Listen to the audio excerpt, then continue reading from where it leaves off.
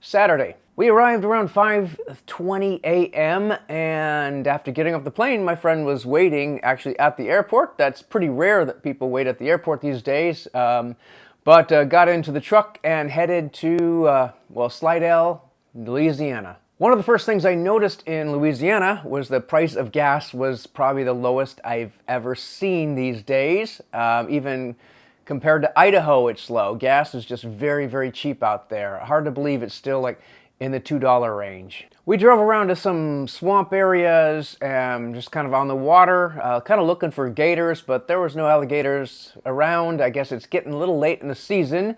But did find a lot of birds, very scenic areas, and eventually headed back to the house. At that point, we picked up my friend's wife, Tanya, and we headed down the coastline, actually, which is pretty nice drive. You got to see the coast, the Gulf of Mexico, I guess, and then ended up all the way over in Mississippi, which is actually pretty close, but it was just weird to think we're already in Mississippi. So we found a nice place along the water, and there was a nice outdoor restaurant. Had to wait about a half hour to get a seat, but it was cool. I mean, it's just nice having warm weather, enjoyable weather out there.